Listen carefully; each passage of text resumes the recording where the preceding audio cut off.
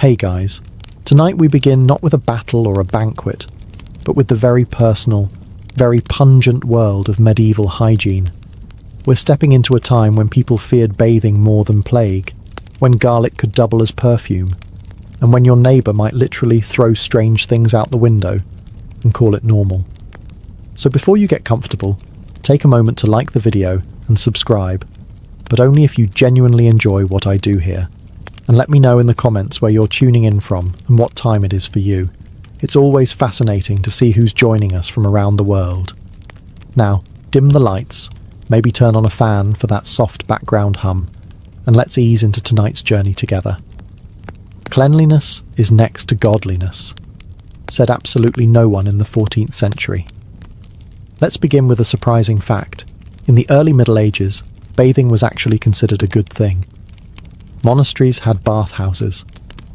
Roman traditions of soaking and scrubbing still lingered in some corners of Europe. But over time, particularly by the late medieval period, the idea of bathing shifted from healthy to hazardous. So what changed? In short, fear, superstition, and a wildly incorrect understanding of how the human body worked.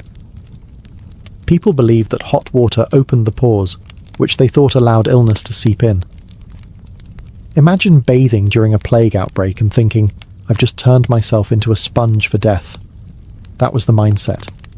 Bathing too often, they feared, could weaken your body and even invite disease. Water, in this worldview, wasn't cleansing. It was treacherous. It didn't help that bathhouses became morally suspicious. By the 13th and 14th centuries, many public bathhouses, once places of hygiene and even community, became social hubs with a rather scandalous reputation. Some operated like spas, others like brothels.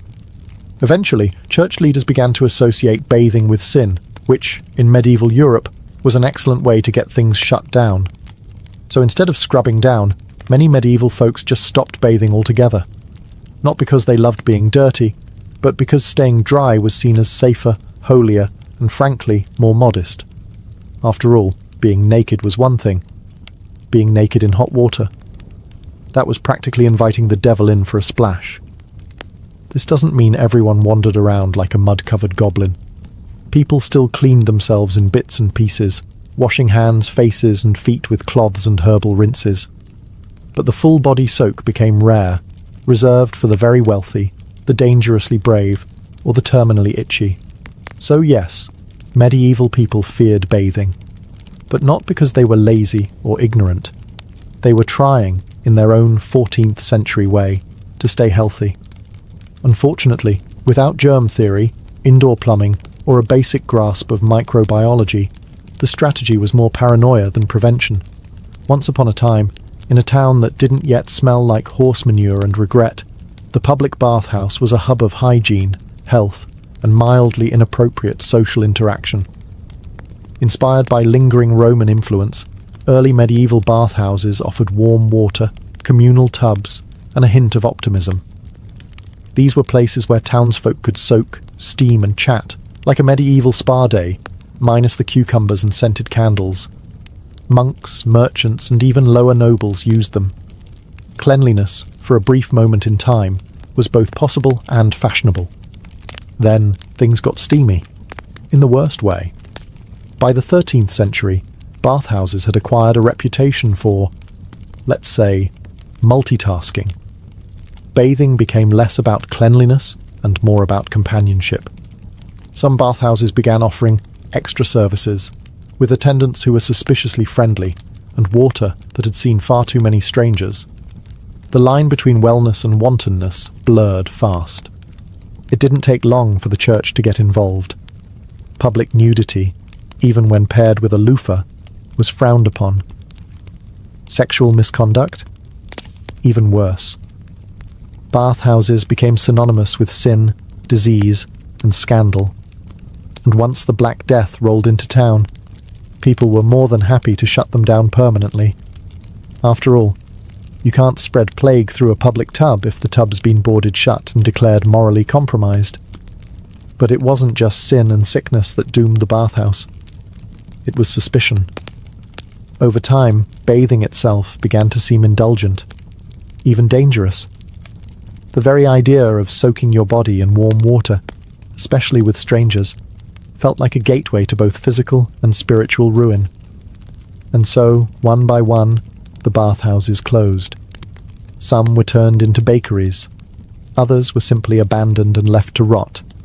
A poetic fate, really, for buildings meant to keep people clean. Meanwhile, in monasteries, monks quietly lamented the loss. Many had maintained hygienic practices for centuries, including scheduled bathing. But now even that was in question. The church wasn't banning hygiene outright, just making it incredibly difficult to achieve. Thus began the golden age of dry cleaning, medieval style. Soap became optional, water became suspicious, and the bathhouse? Just another relic of a time when scrubbing didn't come with consequences. Despite the church's growing horror at naked elbows and the widespread belief that a hot bath could let the plague in through your pores, medieval people didn't completely abandon the idea of bathing. They just turned it into something you'd do once a season, or when the smell became sentient. Let's begin with the nobles. Yes, wealthy people bathed, though not so often that their rubber ducks got wrinkly. They had servants lug in cauldrons of boiling water, because indoor plumbing was still centuries away, pour it into a large wooden tub lined with a linen sheet, and sprinkle it with herbs like lavender, sage, or whatever was growing nearby that didn't smell like feet. This wasn't so much a bath as it was a soup you sat in. The bath was often prepared in the bedroom or near a fireplace. Privacy optional depending on your level of power or shamelessness. Some even shared the tub with their spouse because what's more romantic than floating in each other's filth like medieval fondue? The poor bathed too, but usually in rivers, barrels, or anything that held water and didn't bite. It wasn't about hygiene. It was about efficiency. Might as well wash the kid, the shirt, and the goat all at once, was probably said more than once. In winter, bathing took a back seat to survival. So instead of soap and water, people turned to a strategy known as pretend you're clean and just keep walking. A few urban bathhouses survived, particularly in southern Europe where warmer weather and better plumbing kept the dream of cleanliness alive. These were sometimes well run, with steam rooms and herbal treatments. Other times, they doubled as venues for extracurricular activities not approved by the Vatican. Either way, you left refreshed, mildly steamed, and possibly slightly judged. For special occasions, like childbirth or plague recovery, people would get proper baths.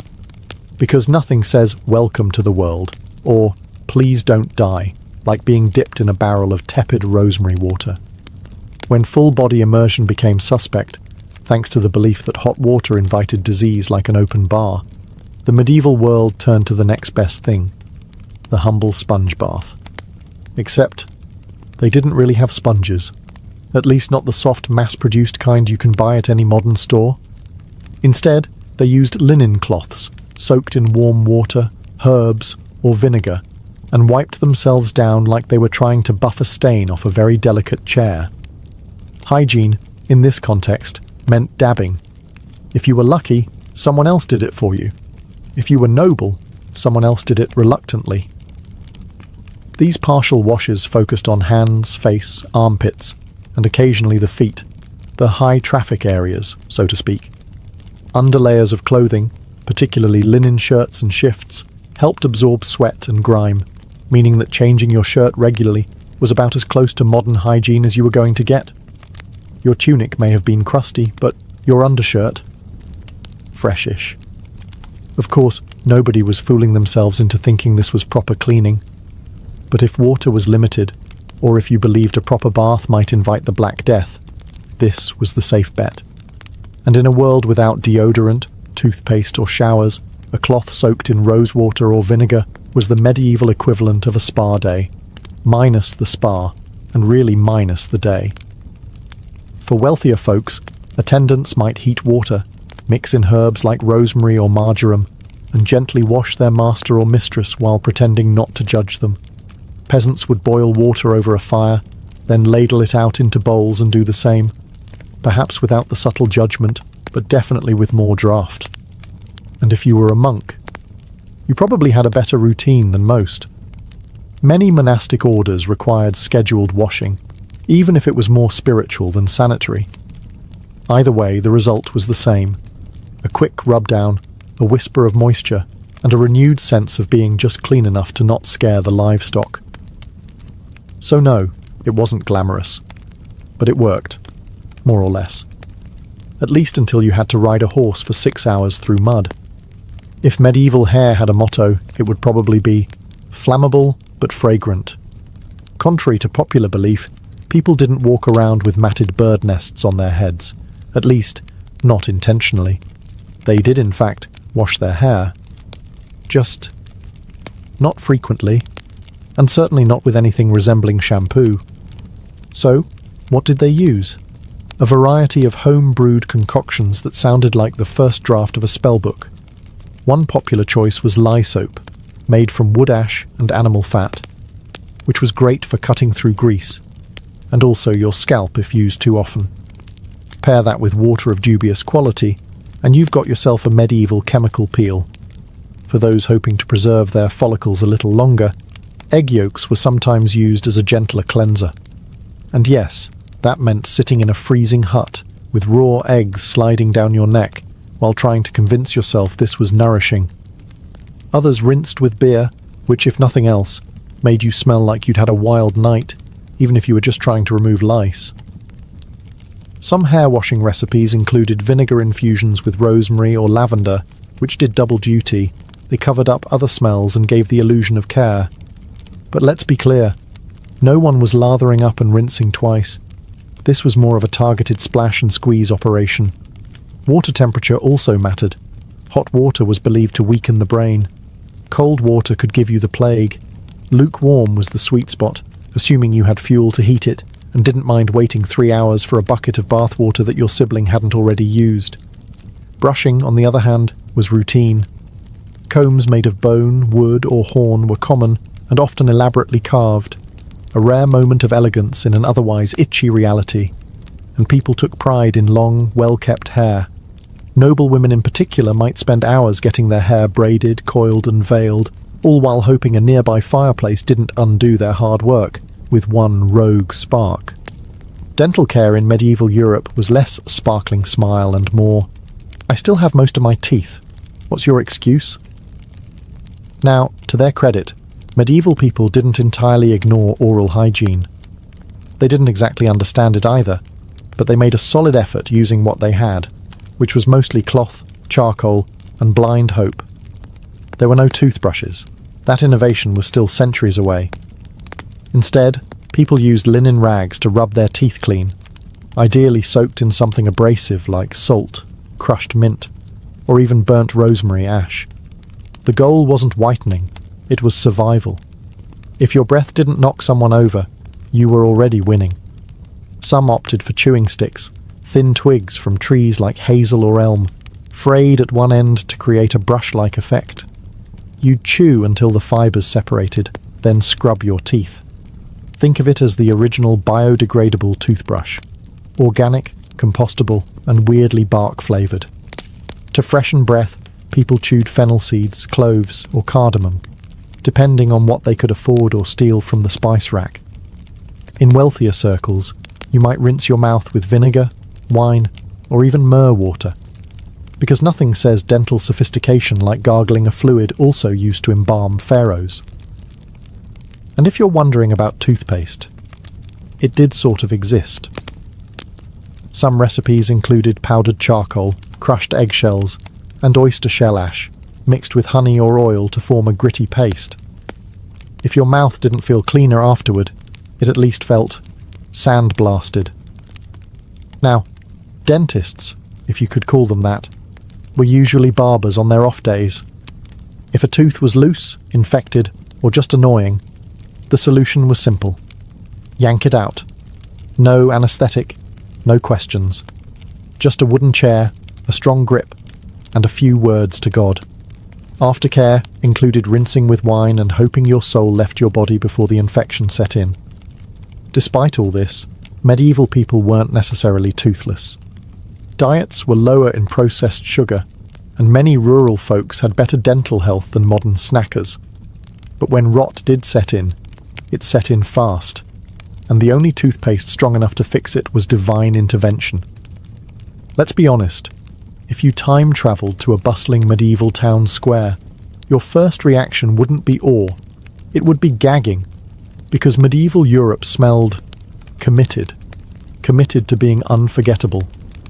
There was no sewage system, no deodorant, and very few functioning bathtubs, which meant the average street smelled like a combination of sweat, animals, rotting food, and optimism. If your nose survived a trip through the fish market and past the tanner's shop, congratulations, you'd already done better than most tourists. So how did people deal with this olfactory chaos? They got creative. Enter the pomander, a small hollow ball filled with herbs and spices, worn around the neck or tucked into clothing like a medieval Glade plug-in. These were stuffed with cloves, cinnamon, lavender, or musk, and often dipped in ambergris, whale bath, but fancy, to make them smell pleasant. Think of it as carrying around your own portable air filter, only it didn't purify anything, just politely overpowered the filth. Ladies often wore scented sachets in their bodices, both to mask their own body odour and to ward off the smell of others. Some even braided herbs like rosemary or marjoram directly into their hair.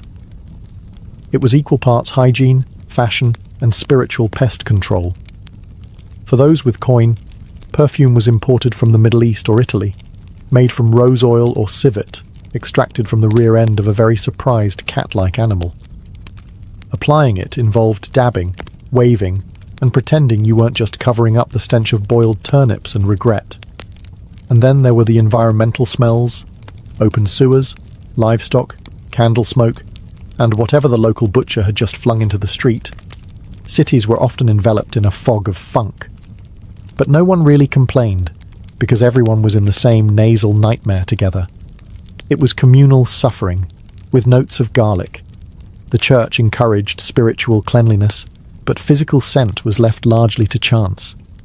If you smelled decent, people assumed you were rich or saintly. If you didn't, you were just blending in. If you've ever forgotten to wear deodorant and spent the day nervously checking your armpits like a suspicious criminal, imagine doing that for your entire life. Except no one had deodorant, and everyone smelled like they'd been jousting in wool for 3 days straight. Welcome to the Middle Ages, where body odour wasn't just a possibility. It was an identity. There were no roll-ons, no sprays, and certainly no clinical-strength aluminum-based antiperspirants. People simply sweated, and then made peace with it. Sort of. To mask or manage the musk, people employed various tricks. One common method was alum powder, a naturally occurring mineral salt that has mild, antibacterial, and astringent properties. It didn't stop sweat, but it could cut down on the stench, assuming you remembered to apply it and didn't mind grinding rocks into your pits. Others used chalk, vinegar rinses, or crushed herbs. Sage, mint, and rosemary were popular, not because they were effective, but because they smelled like something better than you. The logic was simple. If you can't stop the sweat, at least try to smell like a salad. In fact, perfumed handkerchiefs were all the rage among nobles, mostly so they could hold them under their noses while navigating crowded streets. No one wants to smell like medieval stew meat, but everyone did. The best you could do was smell like floral stew meat. Medieval medicine also played its part, unfortunately. Physicians believed sweating was a healthy way to purge bad humours, so blocking it was seen as suspicious, possibly even dangerous. You were expected to sweat, stink, and let the body cleanse itself. You weren't unclean, you were just medically fragrant. Then there was the fashion problem. Layers upon layers of wool, linen, and fur trapped heat and moisture like a mobile greenhouse. Combine that with open fires, feasting, and the occasional plague, and you had yourself a sensory experience worthy of a full-blown evacuation. But hey, you weren't alone. Everyone around you smelled, even the king, even the priests, even the woman selling you radishes who hasn't bathed since Epiphany. In short, deodorant wasn't real, but shared suffering absolutely was. In a world without showers, soaps that didn't maim, or deodorant that didn't involve herbs stuffed into your armpit, medieval people turned to an unlikely hero in their hygiene routine: linen. Not to eat off of, but to wear, preferably close to the body, and changed before it grew legs. Linen undergarments were the unsung saviours of the Middle Ages. Breathable, absorbent, and surprisingly durable, they were worn beneath the heavier, more unwashable layers of wool and fur. Linen shirts, chemises, and shifts soaked up the sweat, grime, and everything else the body enthusiastically produced in a world that celebrated moisture but misunderstood soap. The logic was elegant. Wash the linen, not the person. Because scrubbing your own body was risky, see, the plague, but scrubbing your shirt, perfectly safe. People might go weeks without bathing, but they would change their underlayer, sometimes even twice a week, which, by medieval standards, was practically saintly. Linen was so respected that it became a status signal. If your shirt was white and relatively clean, people assumed you had your life together. If it was grey, crusty, and sprouting mould, well, you were either poor, possessed, or recently resurrected. For women, the linen shift was essential. It protected outer garments from sweat, and perhaps more importantly, from the smell of sweat. It was the medieval version of Febreze, only less chemical and far more judgmental if not maintained. Knights wore linen under their armour to avoid turning into baked ham during tournaments. Monks wore it under their habits. Even peasants wore linen tunics, though usually patched, threadbare, and held together by sheer willpower. Of course, washing linen wasn't fun. It involved boiling water, lye, beating the fabric on rocks, and hoping the river didn't sweep it away. But it was still easier than bathing yourself or dealing with the spiritual consequences of baring your chest to a tub of warm water. If there was one thing truly consistent in the medieval hygiene routine, it was itching. Not because people were allergic to linen or hay, though let's be honest, probably that too, but because they were constantly playing host to an entire travelling circus of lice, fleas, and mites. Lice were such an everyday nuisance that they were basically treated like unwanted roommates. You didn't get lice, you just had lice. Everyone did. Rich, poor, pious, drunk. Lice didn't discriminate. They were the true equalizers of medieval society. So what did people do? Well, for starters, they combed. Lice combs, often made of bone or wood, were common personal items, like a toothbrush is today, except instead of polishing teeth, you were raking bugs off your scalp like some kind of tiny, screaming orchard. These combs had fine, closely packed teeth designed to pull out the critters, their eggs, and most of your patience. Another method? Boiling clothes or baking them near the fire. The heat could kill the lice, assuming you didn't burn your only tunic in the process. This is also why you might see medieval illustrations of people holding up their shirts near a flame. It wasn't laundry day, it was pest execution. And then there was the classic technique of shaving one's head. Particularly among monks or those who could get away with a bald look, removing all hair was an effective, if dramatic, solution. Sometimes a wig was worn on top, which ironically could become its own lice hotel, if not cleaned properly. Still, the logic was clear.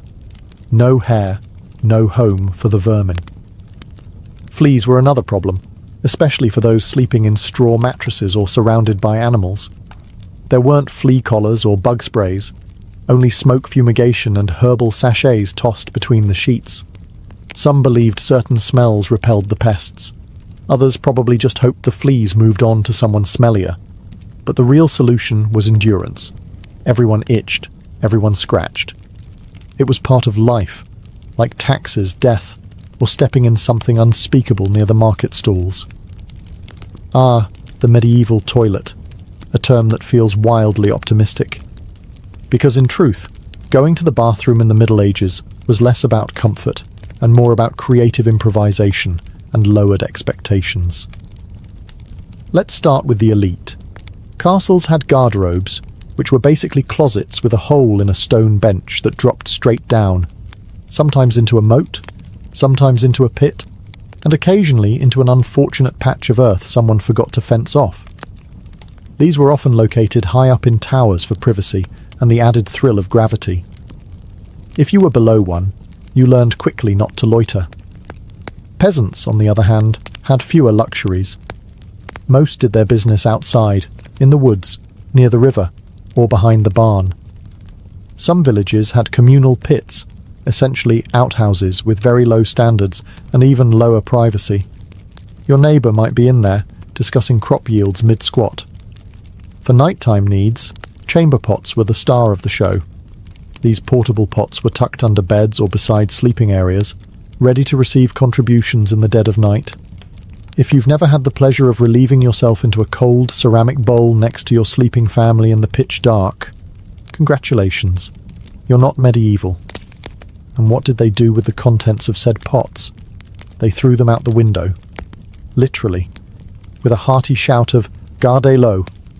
Watch out for the water!" Residents would dump their waste into the street below, ideally not hitting any passers-by. But let's face it, accuracy wasn't guaranteed. Street sanitation was handled mostly by gravity and pigs. Cities sometimes had gutters or central ditches to carry waste away, though these often clogged, overflowed, or just sat there fermenting into a neighbourhood feature. Toilet paper? Not quite.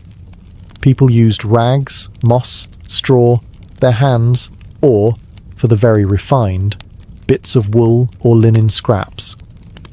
If that sounds unpleasant, imagine using snow in the winter. Because they did. Before everyone collectively decided that bathing was suspicious and probably a sin, public bathhouses were actually thriving in medieval Europe. These weren't just tubs and soap, they were the social hotspots of their day. Think of them as medieval spas, with a few extra plot twists.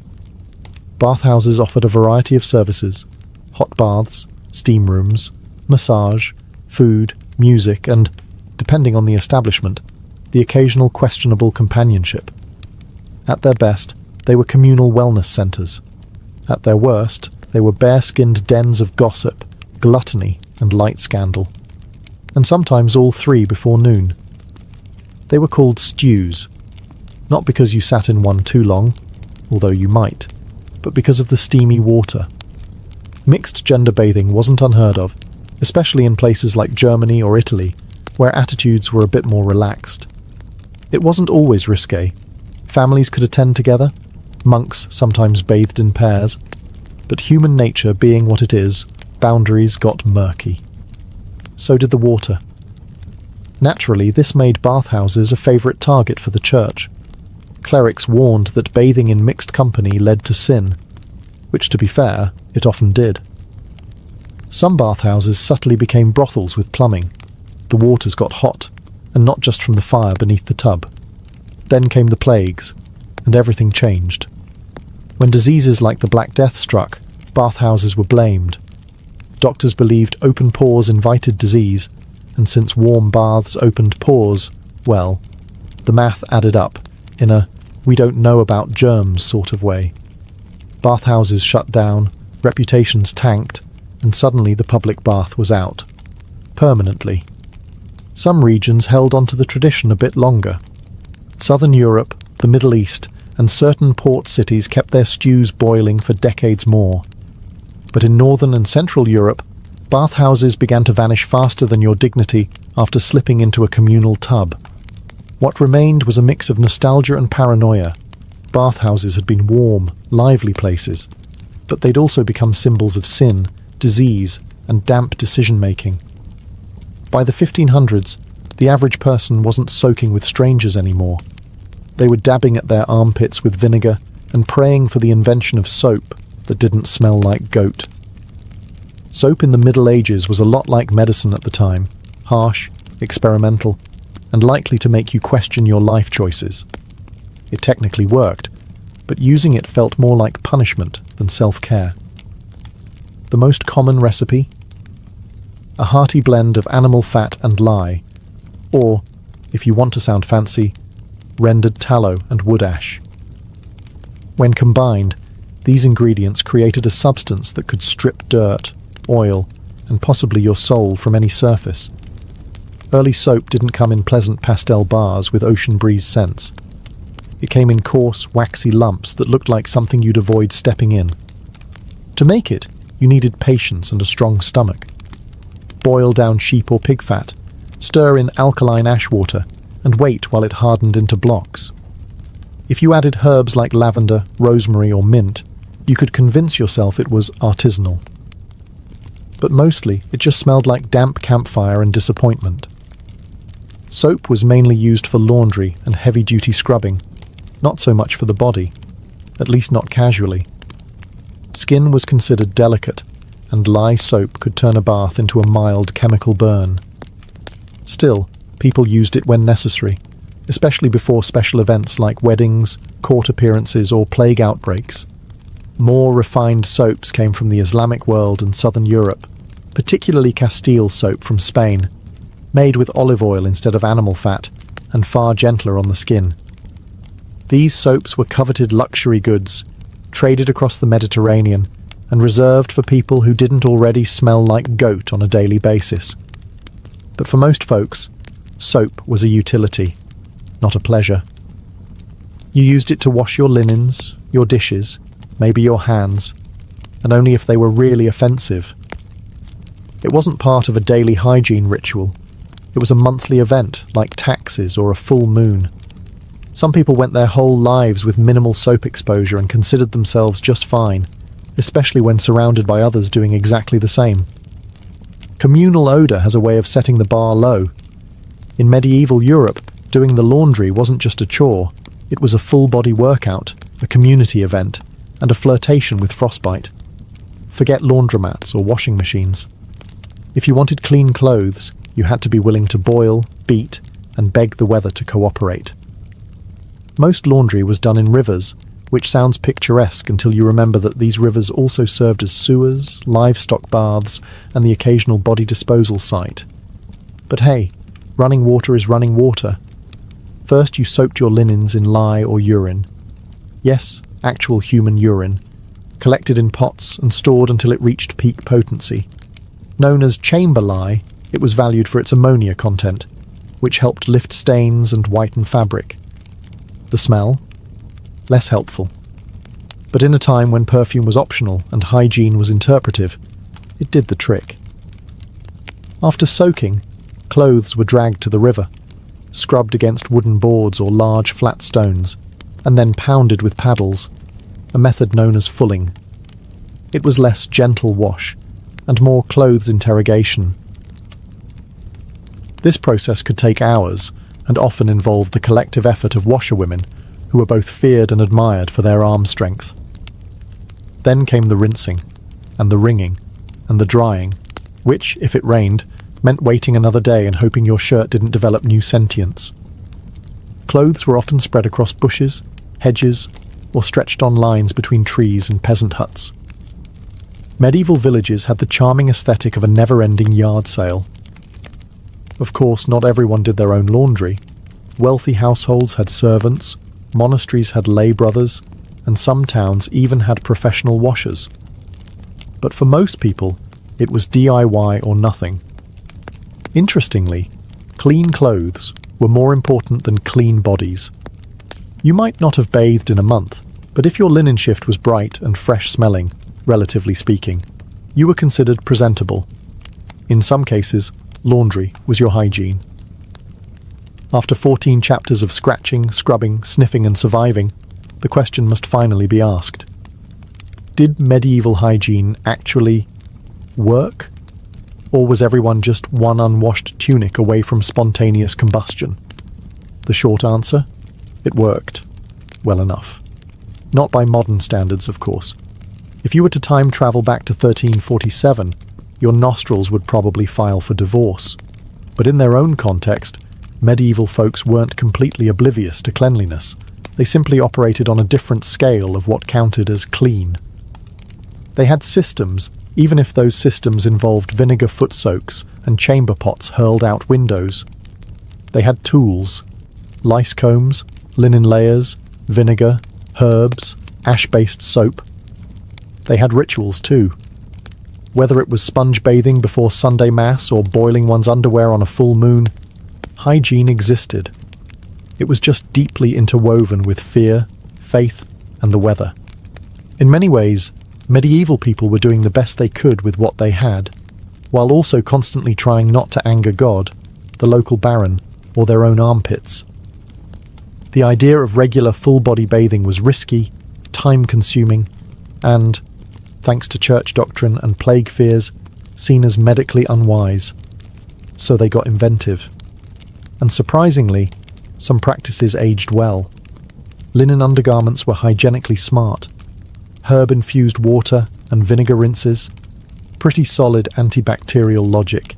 Even communal bathhouses were effective until they turned into hot tubs of gossip and syphilis. But yes, people smelled. They scratched. They shared baths, lice, and deeply misinformed medical advice. Yet many lived to see old age, or at least a second harvest, despite the hygiene horrors. So while their standards were, let's say, fluid, they weren't without effort. Hygiene was more of a social signal than a science. Clean clothes equaled virtue. Shiny hair, or at least less itchy hair, meant discipline. And avoiding full-body rot was just good manners. In the end, medieval hygiene worked in the same way that balancing a wagon wheel with twine works, barely but impressively considering the tools. Imagine walking through a city over 4,500 years old and realizing it's laid out with more precision than some modern suburbs. Welcome to Mohenjo-Daro, the ancient jewel of the Indus Valley civilization. If you were expecting dusty huts and random alleyways, think again. This place was so well planned, it could make a modern city planner weep with envy.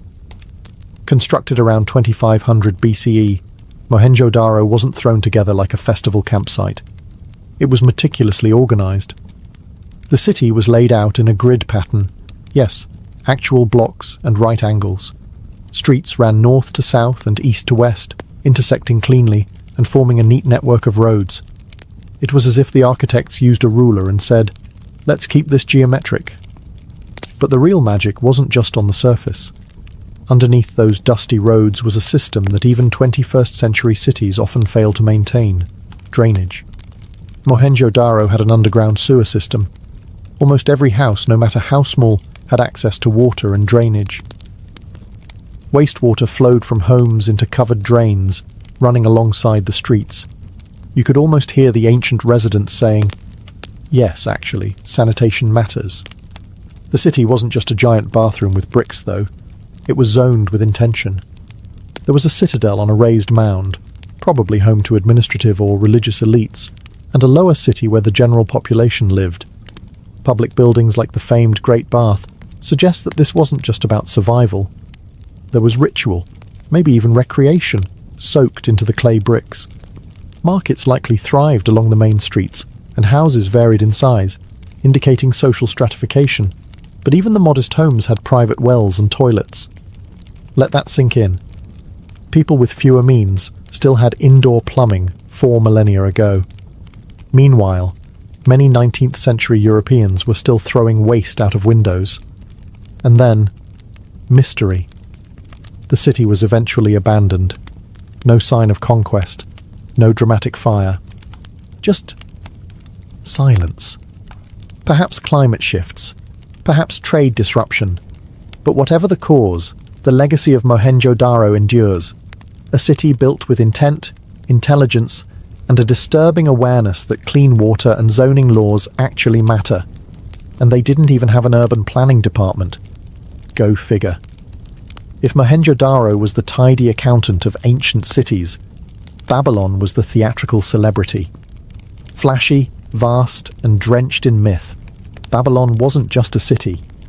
It was a symbol. It rose and fell many times over the centuries. But in its prime, around the 6th century BCE under Nebuchadnezzar II, Babylon was the glittering heart of Mesopotamia. Now, don't let the poetry fool you. This place was as carefully planned as it was majestic. Babylon was a walled city with massive gates, the most famous being the Ishtar Gate, adorned with dazzling blue tiles and sacred lions that looked like they belonged in a dream sequence. And no, it wasn't just decorative. That gate was part of a carefully orchestrated urban layout. At the centre of Babylon's design was a sacred axis, a processional way that ran straight through the city. This wasn't just a road, it was a parade route for gods. Literally. Religious festivals like the Akitu, New Year Festival, would process along this street, linking the great Etemenanke ziggurat, which may or may not have inspired the story of the Tower of Babel, to the mighty Esagila temple, dedicated to the god Marduk. Urban planning here was part piety, part propaganda. You didn't just live in Babylon, you walked its holy narrative every day. Babylon's streets curved with the river and obeyed the land's contours, but they were also zoned smartly. There were residential quarters, temple complexes, gardens, markets, and administrative centres. The Euphrates River sliced through the city, providing not only water but also a navigable artery for trade, commerce, and, let's be honest, showing off. Drainage systems were present, though not quite as refined as in the Indus Valley. Still, homes had bathrooms with clay pipes and canals to move wastewater away. Babylonian engineers were clearly not amateurs.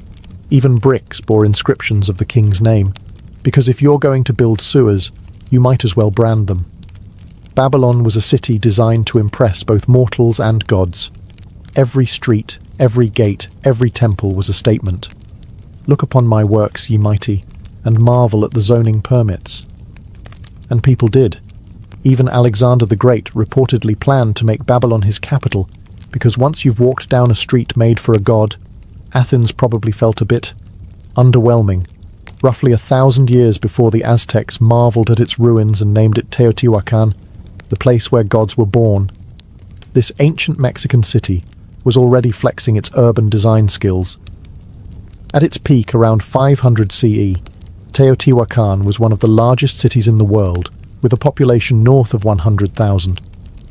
And unlike the chaotic sprawl of some modern megacities, this place was deliberately mapped out with the precision of a sacred geometry student who never forgot their protractor. The city's most iconic feature? The Avenue of the Dead. Despite its morbid name, thanks Aztecs, it was less a cemetery and more a ceremonial boulevard stretching over 2 miles. This grand avenue was no accident. It was a central axis, aligned with astronomical events and flanked by temples, plazas, elite residences, and bustling market zones. It connected the Pyramid of the Moon at the north with the enormous Pyramid of the Sun, creating a sacred spine that structured the entire city. Now here's where things get even more advanced. Teotihuacan's layout was orthogonal. The whole city followed a grid system, tilted about 15.5 degrees off true north, possibly to align with specific celestial phenomena or sacred mountains. It wasn't random, it was cosmological. This was urban planning with a cosmic compass. And zoning? Absolutely. Residential compounds were laid out in modular blocks, often housing multiple families with access to shared patios and drainage systems. Some compounds were highly decorated, indicating wealth, while others showed a more communal, working-class lifestyle. This wasn't just a city, it was organized society made visible in stone and stucco. Teotihuacan also had a complex water management system. Canals and drains ran alongside streets and through residential zones, helping to prevent flooding in the rainy season. Engineers clearly understood their environment and planned accordingly. You get the sense they would have been deeply offended by potholes. There's still much we don't know: who ruled, how power was structured. But we do know this: the city was built to impress both the eyes and the skies. Teotihuacan was a blueprint of order, combining ritual with rationality. And when the Aztecs stumbled upon its towering ruins centuries later, they didn't just admire it, they assumed gods must have built it. Honestly, after seeing the symmetry, who could blame them? When we talk about ancient urban planning, It's tempting to imagine a single mastermind, the ancient version of a city architect with a scroll and a vision. But in the Indus Valley civilization, it seems the planning came not from a ruler's decree, but from a cultural consensus so strong that multiple cities across the region, from Harappa to Lothal, share shockingly similar features. These weren't sister cities, they were practically architectural clones. And that says something profound. Take Harappa, located in what is now modern-day Pakistan. Like Mohenjo-Daro, it too was laid out in a grid-like pattern, with uniform brick sizes, clear zoning for industrial, residential, and administrative use. And, you guessed it, advanced drainage systems. Each home was connected to street drains via private chutes or underground terracotta pipes. This wasn't just sanitation. It was dignity by design, ensuring that even common citizens had clean facilities. Lothal, another Indus city near the Arabian Sea, added a new layer of sophistication: port planning. Yes, Lothal had a dockyard, possibly the earliest known in the world, complete with a massive basin and sluice gates to control water levels. This wasn't just a riverside outpost. It was a shipping hub with infrastructure that anticipated tides and flow patterns. And you thought Venice was clever. What makes it even more remarkable is that there's no evidence of kings, palaces, or military fortresses. No statues of ruling elites.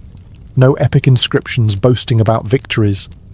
Instead, the cities seem to have been run by efficient bureaucracies or councils focused on hygiene, trade, and ritual.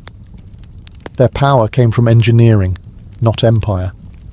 Artifacts like standardized weights and measures suggest a deeply regulated economy, with designated market areas and craft zones. You could almost imagine ancient planning committees arguing over warehouse placement and sewer width, because these decisions were made, and they stuck, across hundreds of miles. And they weren't just building for the elite. The uniformity in home construction, access to water, and public amenities like baths and wells point to an urban ideal that was collective, not hierarchical. The real architects of the Indus cities weren't just building towns. They were shaping a society where order was embedded in every brick, and where planning wasn't a privilege. It was a principle. When we think of zoning today, we picture bureaucrats arguing over parking permits and whether someone's Airbnb violates residential codes. But zoning, dividing a city into designated areas for living, working, worshipping, and dumping your garbage, isn't modern. It's ancient and surprisingly widespread. Cities like Mohenjo-Daro, Babylon, and Teotihuacan weren't just random clusters of buildings. They were carefully orchestrated spaces, each with a logic behind the layout. Let's start with Mohenjo-Daro again. There, the raised citadel housed public baths, granaries, and possibly administrative buildings. Below it lay the residential quarters, with broad avenues separating them. Workshops and kilns were kept at the edges, probably because nobody wanted their home filled with smoke and clanging pottery wheels. It's zoning by common sense. But the impressive part is that this model repeated across Indus cities. Now jump over to Babylon. Babylonian zoning was driven not just by utility, but also by ritual and propaganda. Temples and palaces dominated the city's heart, linked by ceremonial routes.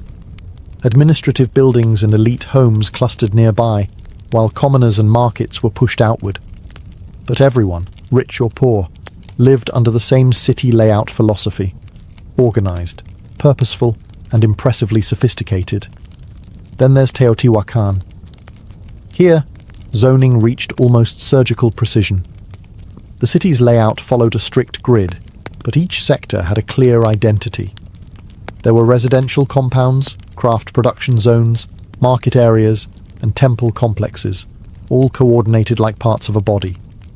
Some compounds even housed immigrants, entire neighborhoods of people from Oaxaca or the Gulf Coast, each built in the architectural style of their homeland.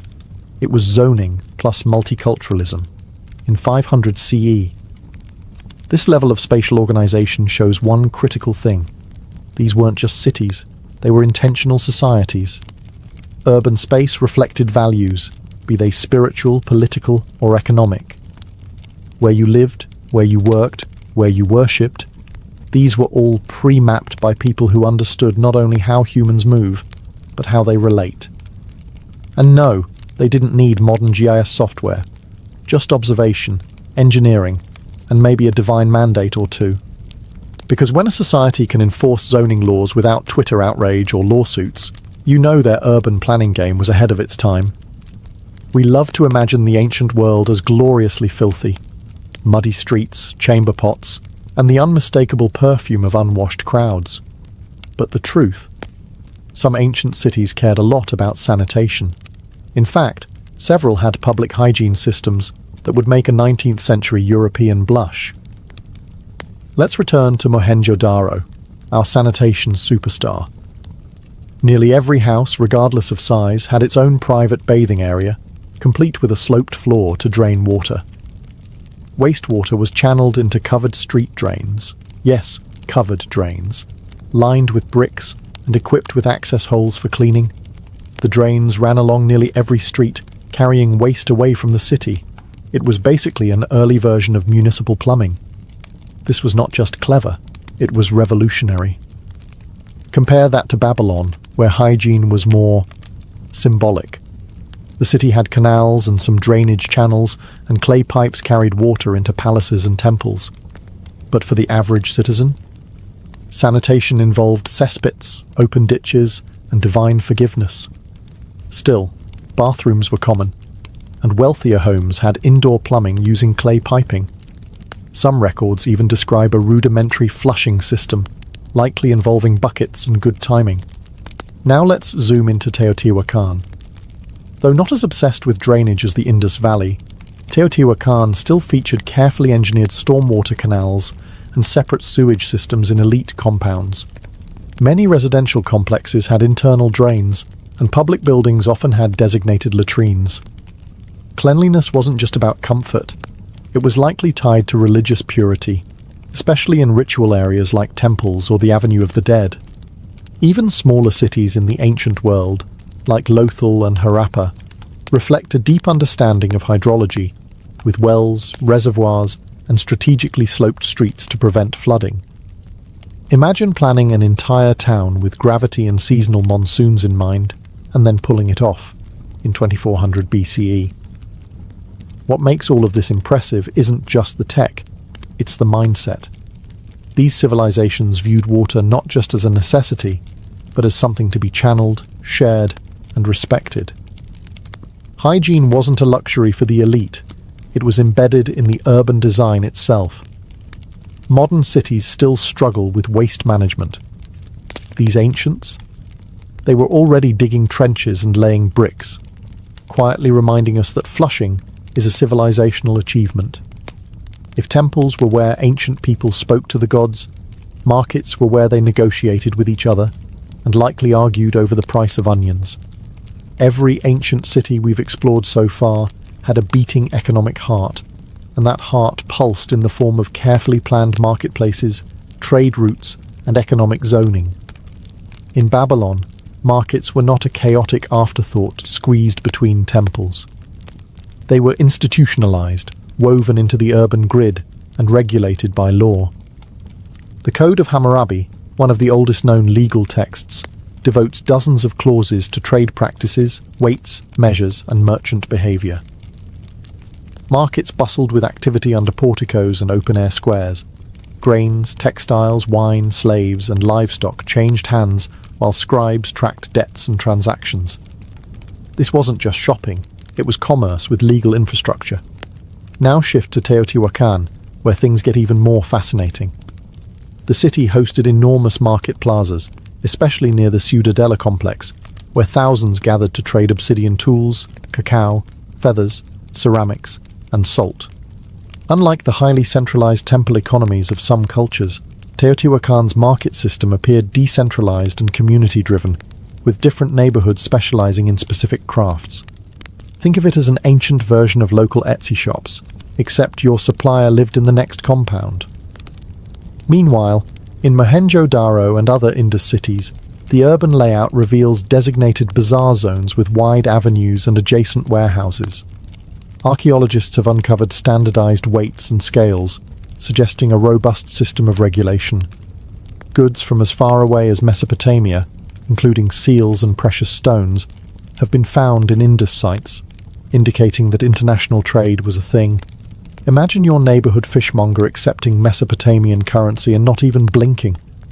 But it wasn't just about money. Markets were social hubs. In Babylon, they were places to catch gossip, settle disputes, and see who was wearing the latest Assyrian tunic. In Teotihuacan, they were multicultural melting pots, with traders and travelers from distant lands mingling among pyramids. Even the Indus cities, which lacked grand palaces or temples, prioritized economic zones in their design. Trade drove innovation. It demanded roads, regulation, and records. And ancient urban planners responded, not with chaos, but with structure. Behind every sacred temple or fortress wall, there was a merchant yelling, "Best price in the city." In the ancient world, urban planning wasn't just about sewage systems and shopping districts. It was about the gods. Temples weren't hidden in quiet corners. They dominated skylines, sat atop the city's highest points, and demanded prime real estate. If markets were the city's heartbeat, temples were its soul, and ancient planners made sure everyone knew it. Start with Babylon. The skyline was pierced by the Etemenanke Ziggurat, a multi-tiered mountain of baked brick dedicated to the god Marduk. It was no modest shrine. It was an architectural flex. Measuring around 91 meters high, if ancient sources are to be believed, it was meant to bridge heaven and earth. And this wasn't just spiritual, it was centralized urban messaging. Roads led to the temple, ceremonies revolved around it, and the entire city bowed, architecturally and ritually, to its divine core. Teotihuacan, too, placed its spiritual heart front and center. The Pyramid of the Sun and the Pyramid of the Moon weren't just ceremonial structures, they were urban anchors. The Avenue of the Dead connected these temples like a celestial path, aligning with astronomical events and possibly even solstices. Everything, from residential compounds to market spaces, seemed to radiate out from these temples. They weren't background props. They were cosmic coordinates, guiding both foot traffic and philosophy. And then there's Mohenjo-Daro, which didn't have towering ziggurats or pyramids, but instead gave us the Great Bath, a large public water tank likely used for ritual purification. This wasn't just a swimming hole, it was engineered with watertight bricks, a sophisticated drain system, and possibly linked to spiritual practices of cleanliness and rebirth. No idol-lined sanctuaries here, just water, geometry, and silence. In all these cities, sacred spaces were deliberately placed and functionally integrated. The temples weren't isolated. They were connected to processional roads, public courtyards, and administrative centers. Worship wasn't separate from life. It was life. Urban planning reflected this unity. These were not secular societies with temples. They were sacred landscapes disguised as cities. Every brick laid, every street carved, every plaza placed, was part of a larger spiritual choreography. Because in the ancient world, to build a city was to make an offering, and the gods always got the best seat in the house. It's tempting to think of modern cities as products of innovation, blueprints, and civil engineering degrees. But dig a little deeper, literally, and you'll find that the bones of urban life were laid thousands of years ago by planners without concrete, bulldozers, or CAD software. The DNA of city planning, grids, zoning, sanitation, civic centres, religious spaces, was already etched into the earth by people we often underestimate. Take drainage. Mohenjo-Daro didn't just throw down a few ditches. They designed an integrated, multi-level wastewater system that ran through homes and beneath streets. The concept of universal access to sanitation, still elusive in parts of the modern world, was a standard in this Bronze Age metropolis. Babylon laid the groundwork for regulated commerce, civic infrastructure, and the symbolic use of space to reinforce power and religion. Teotihuacan gave us the template of the cosmic city, one where every road, plaza and temple pointed to something bigger than the human eye could see.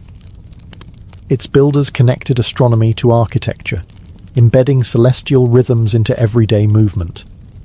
These weren't just settlements, they were philosophical blueprints. And then there's the psychological aspect. Ancient cities influenced behaviour.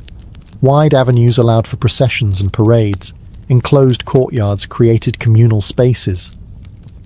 Zoning wasn't just practical, it shaped how people interacted, how neighbourhoods formed, and how authority was visualised. These choices told people where to gather, what was sacred, and how to live in harmony, or at least try.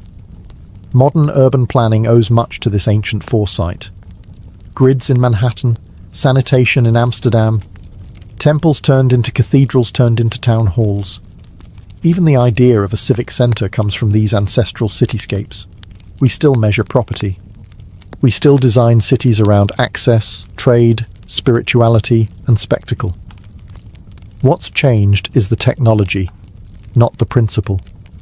And while we pave highways and erect skyscrapers, the core remains. Cities are stories we write in stone, brick, and steel.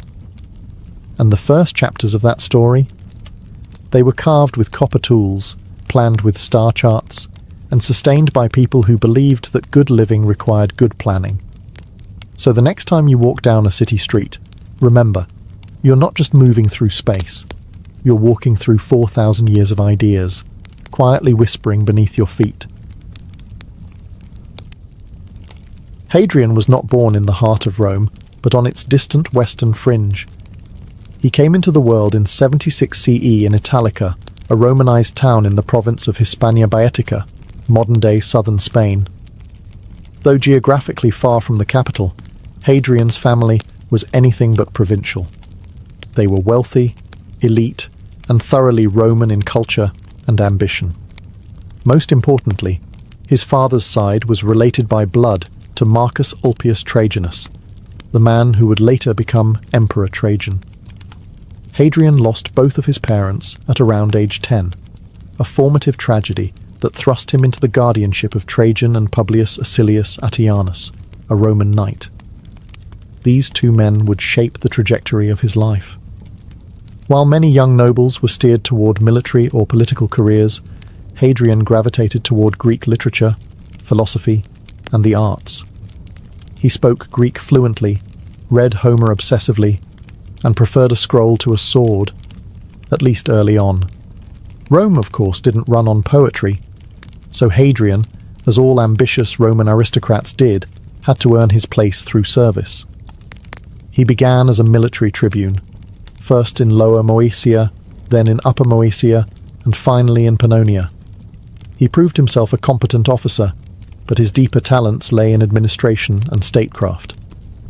Trajan's rise to the emperorship in 98 CE marked a turning point for Hadrian.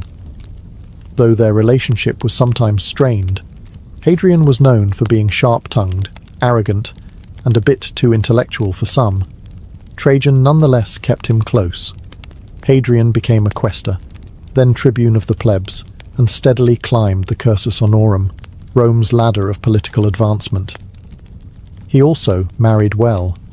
His bride was Vibia Sabina, Trajan's grand niece, a politically strategic union, though not a happy one. The marriage was likely loveless and distant, as Hadrian's personal interests leaned more toward philosophical companionship and male intimacy, especially in the case of his later beloved Antinous. Hadrian's early life was defined by this tension between military expectation and artistic temperament. He was a man from the edge of the empire, yet destined to lead it, not through brute force, but through calculated grace. In a world of conquest, he was already dreaming of marble columns and philosophical dialogue. When Emperor Trajan fell gravely ill in 117 CE, the question of succession became urgent and murky. Though Hadrian had long served in the imperial orbit, his claim to the throne wasn't universally accepted. Trajan had never publicly named a successor, and the political elite were divided over whether Hadrian, the aloof intellectual from Hispania, was truly the right man to lead Rome. Trajan died in Selinus, in Asia Minor, far from the capital. Conveniently or suspiciously within days, a letter arrived in Rome stating that Trajan had adopted Hadrian as his son on his deathbed, witnessed by Trajan's wife Plotina and the ever-loyal Attianus. The timing was impeccable. Some senators whispered forgery. Others suspected that Plotina had orchestrated the whole affair, favouring Hadrian's administrative mind over the more militaristic candidates.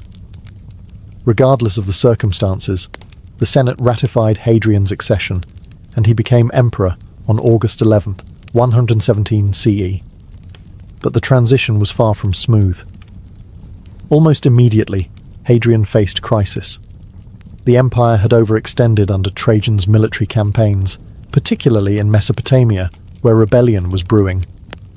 Rather than continue aggressive expansion, Hadrian made the pragmatic and unpopular choice to withdraw from Trajan's eastern conquests, including Armenia and Mesopotamia. This angered many senators and military men who had bled for those victories. Hadrian was accused of cowardice, even betrayal. And then came the bloodbath. Shortly after his ascension, 4 prominent senators, who had openly opposed Hadrian's rise, were executed under vague charges of conspiracy. Hadrian publicly denied involvement, blaming Attianus, but few believed him. This act permanently tainted his relationship with the Senate, even as he tried to govern with restraint and lawfulness. The message was clear. Hadrian could philosophize like a Greek, but he would rule like a Roman. Despite political turbulence, Hadrian's first acts as emperor revealed his priorities. He cancelled debts, distributed money to the poor, and secured military loyalty with generous donatives. He made a symbolic break from endless conquest and began refocusing Rome's energy inward, on consolidation, infrastructure, and stability. Hadrian may have come to power through whispered corridors and shadowy signatures, but once in the purple, he wasted no time in making the empire his own. Hadrian wasn't content to rule from the comfort of marble halls in Rome. Unlike most emperors, he saw the empire not as a distant abstraction, but as a living, breathing landscape, and he was determined to walk it. From the moment he secured his throne, Hadrian set out on a mission to visit nearly every province under his control. It wasn't ceremonial, it was hands-on governance, inspection, correction, diplomacy, and vision, all wrapped in sandals and sweat. Over the next 2 decades, Hadrian would log more miles than any emperor before or after him. His first major tour began in 121 CE and lasted nearly 5 years. He travelled through Gaul, Germania, Britannia, Hispania, Africa, the Balkans, Greece, and Asia Minor, not by chariot, but often on foot, alongside his soldiers. It was part leadership, part spectacle. In Britannia, Hadrian witnessed firsthand the instability along Rome's northern frontier. The Caledonian tribes, future Scots, were relentless. Rome had pushed too far, and Hadrian opted to pull back and fortify. The result was his most famous legacy, Hadrian's Wall, a 73-mile-long stone barrier stretching across northern England. It wasn't just military, it was psychological. A statement of limits. Rome would defend what it had, not reach endlessly for more. In Africa, he inspected fortresses and addressed infrastructure. In Asia Minor, he funded public works and temples. In Egypt, he was treated like a living god and nearly drowned on the Nile. Everywhere he went, he tied the empire together through appearances, policy, and architectural patronage. But his favourite stop was always Greece. Hadrian adored Hellenic culture, its language, philosophy, and aesthetics. He participated in the Eleusinian mysteries, patronised philosophers, and even earned the nickname Greculus in his youth. He wasn't insulted. He leaned into it. In Athens, he financed the completion of the Temple of Olympian Zeus, began construction of the Library of Hadrian, and sought to revive the Pan-Hellenic League, uniting Greek cities under cultural pride. His travels weren't vacations, they were statecraft. By physically appearing in every corner of the empire, Hadrian reminded the provinces they were not forgotten. He wasn't just the emperor in Rome, he was the emperor on their roads, in their markets, inspecting their temples, and sharing their dust. Hadrian didn't just walk the empire, he reimagined it in stone. He was a builder by passion, not just policy. His reign marked a golden age of imperial architecture, where concrete and marble became tools of philosophy, power, and cultural fusion. Wherever he went, Hadrian left behind arches, aqueducts, baths, theatres, and temples, not just as monuments, but as blueprints for a unified empire. Perhaps his most iconic contribution within Rome itself was the Pantheon, rebuilt under his orders around 126 CE. While Agrippa's earlier version had burned down, Hadrian's vision transformed it into one of the most enduring buildings in history. With its massive dome and oculus, the Pantheon became a marvel of Roman engineering and a symbol of the heavens touching the earth. It was religious, geometric, cosmic, and deeply Hadrianic. Then there was his villa at Tivoli, a sprawling complex east of Rome that became both retreat and laboratory. Unlike typical imperial villas, Hadrian's estate was a curated architectural portfolio.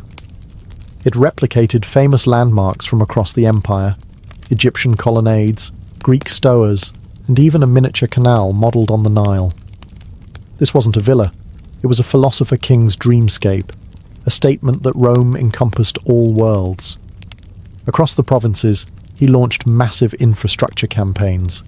In Athens, he completed the Temple of Olympian Zeus, a project abandoned for centuries. In North Africa, he funded roads, aqueducts, and granaries. In Asia Minor and the Levant, he rebuilt cities ravaged by earthquakes. In Jerusalem, he controversially refounded the city as Aelia Capitolina, sparking outrage among the Jewish population, an act that would have consequences later. Hadrian's architectural style was as eclectic as his travels. He loved arches, symmetry, and domes, but he also incorporated Greek aesthetics, Egyptian motifs, and local materials. He didn't force Roman identity on the provinces. He wove their traditions into imperial fabric. Architecture for Hadrian wasn't just about utility or beauty. It was a philosophy in stone. A silent way of saying, Rome is not just a place, it is an idea, and this is what it looks like. Through bricks and mortar, Hadrian didn't just preserve the empire, he defined its soul. Among the many people who walked beside Hadrian during his travels, none would leave a deeper emotional imprint than Antinous, a beautiful young man from Bithynia in Asia Minor. Their relationship, tender, controversial, and ultimately tragic, would shape the emperor's personal mythology and produce one of the most unusual cults in Roman history. Antinous first appears in Hadrian's life around 124 CE, likely as a teenage companion.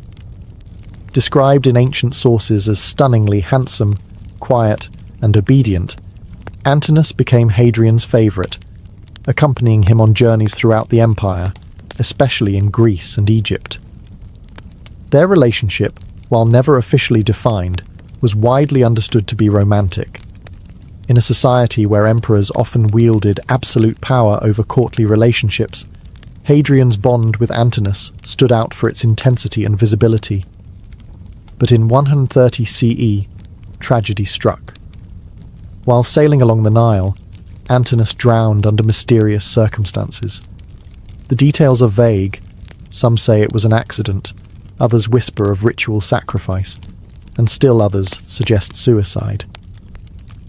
Whatever the truth, Hadrian was devastated. He openly mourned his companion in ways no Roman emperor ever had before. His grief was public, passionate, and enduring. What followed was one of the most extraordinary acts of imperial memorial in history. Hadrian deified Antinous. He founded a city near the site of his death, Antinopolis, and established cults in his honour throughout the empire. Statues of the young man were commissioned by the hundreds. His image, always idealised and serene, became a new icon of beauty and divine youth. Temples, coins, festivals, and even oracles were devoted to Antinous. In many ways, he became a kind of pagan saint, a god of grief, rebirth, and male beauty. No imperial lover had ever been honoured like this, and for Hadrian, it wasn't political theatre, it was personal mythology, written in stone and marble across continents. The cult of Antinous persisted long after Hadrian's death. His statues outlived empires. His name echoed in the writings of poets and travellers. Through Antinous, Hadrian didn't just immortalise love, he challenged the empire's understanding of what could be divine. Hadrian's reign, though often marked by art, philosophy and travel, was not without fire, and none burned hotter than the Bar Kokhba revolt, the most violent Jewish uprising against Roman rule. It would test the emperor's patience, reveal his ruthless streak, and leave deep scars on the province of Judea. The seeds of rebellion were sown when Hadrian, in an effort to unify the empire under Roman civic religion, attempted to refound Jerusalem as a Roman colony. Aelia Capitolina, named after his own family name and dedicated to Jupiter. To make matters worse, he reportedly planned to build a temple to Jupiter on the ruins of the Second Temple, Judaism's holiest site. Whether this was cultural insensitivity or political provocation, it was seen by the Jewish population as sacrilege.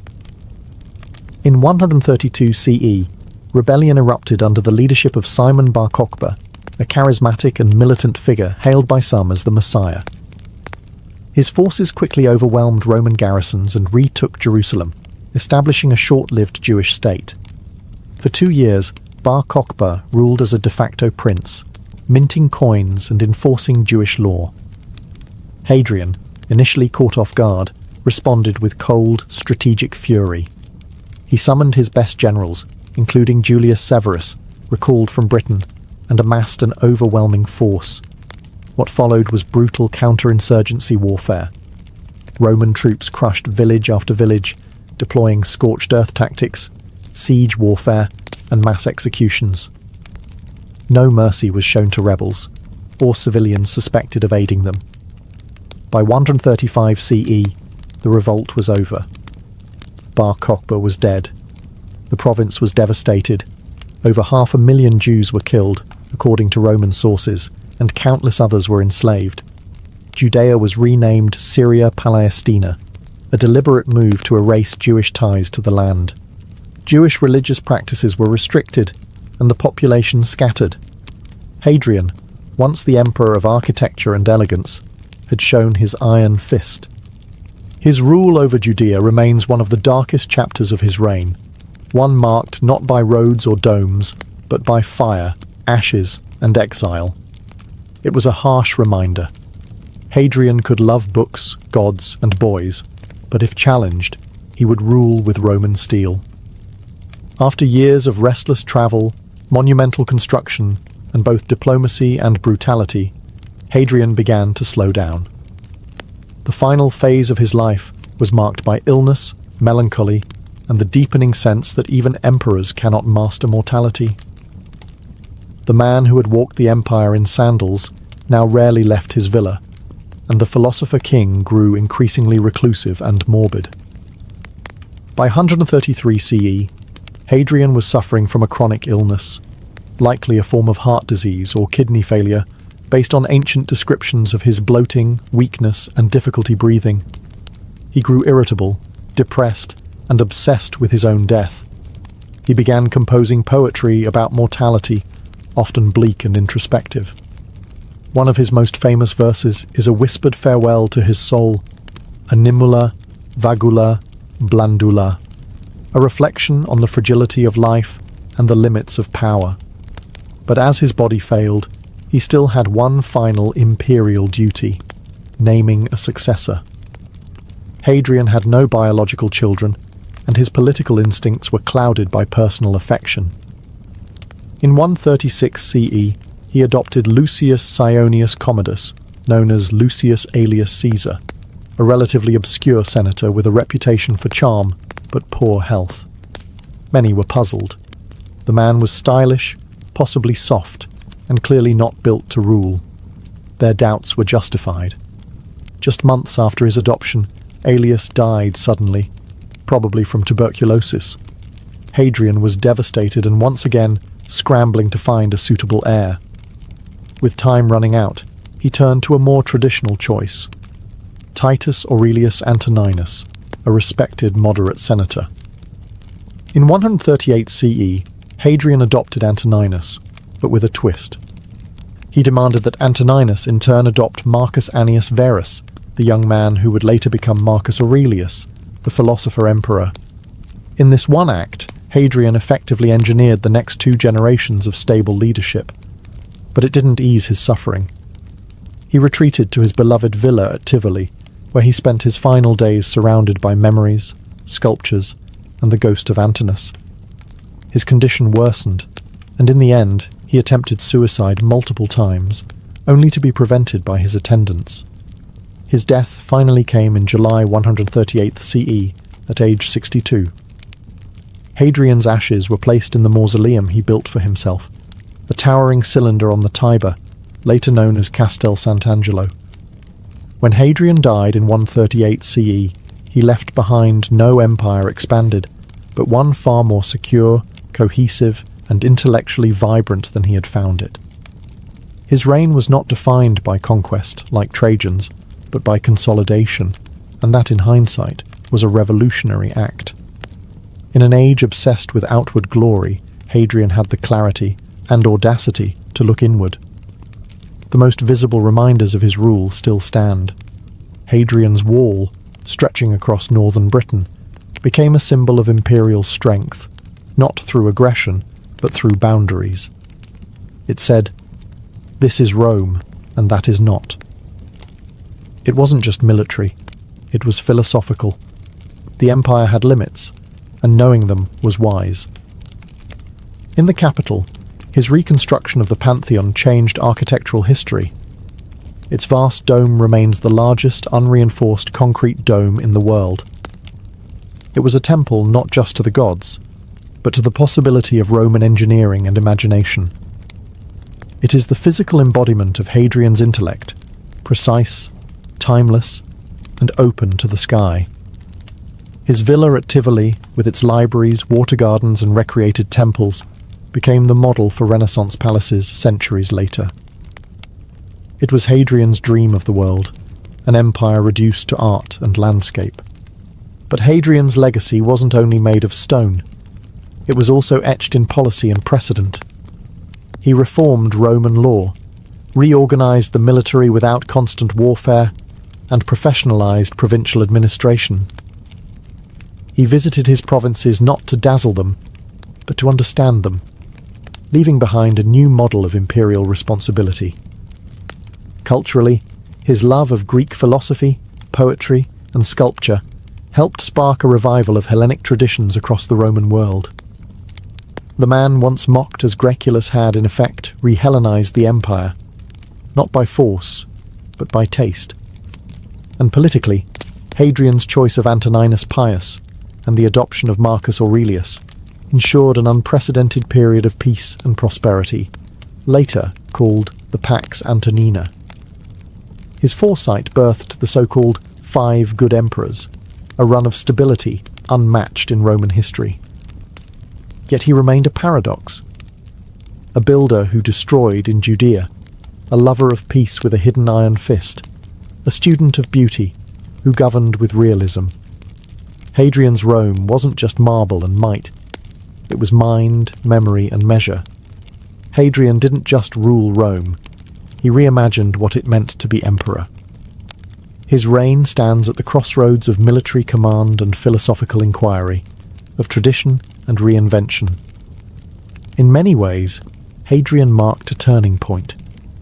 The moment the Roman emperor stopped being merely a warlord-in-chief and became a curator of civilization. Unlike his predecessors, Hadrian projected power through presence rather than expansion. By walking the roads, visiting garrisons, inspecting aqueducts, and debating with philosophers, he transformed emperorship into a performance of omnipresent responsibility. The toga and the scroll became as essential as the sword. This shift influenced how future emperors would see their role. His immediate successors, Antoninus Pius and Marcus Aurelius, embraced this vision. They ruled not as conquerors, but as stewards of Roman order, focused on justice, infrastructure, and cultural refinement. Marcus Aurelius, with his Meditations, might never have emerged had Hadrian not elevated philosophy into imperial legitimacy. Hadrian also embodied the paradoxes of power. He was both adored and feared, elegant yet cruel when provoked. His reign was calm by comparison, but beneath it lay authoritarian reflexes. The executions of senators, the crushing of the Bar Kokhba revolt, the exile of dissenters, these revealed a man who preached moderation but wielded authority with surgical ruthlessness when challenged. Privately, Hadrian was introspective and melancholic. His poetry, especially late in life, reveals a man aware of his mortality and contradictions. His love for Antinous, idealized, deified, and mourned, offered an emotional counterweight to his public image. That grief made him human, and it echoes centuries later as a rare moment of imperial vulnerability. Even in death, Hadrian crafted a legacy of enduring presence. His mausoleum, now Rome's Castel Sant'Angelo, stands as a fortress against forgetting. His buildings still define skylines. His laws informed generations. His travels stitched together a multicultural empire into something that, at least briefly, felt united. Hadrian's greatness lies not in what he conquered, but in what he conserved, built, and imagined. He was a paradox with a laurel crown, architect and autocrat, poet and emperor, human and enigma. In the end, Hadrian didn't just leave behind monuments, he left behind a model of emperorship itself, one that still haunts the ruins of Rome and the minds of those who walk them. In 1803, President Thomas Jefferson doubled the size of the United States with the stroke of a pen.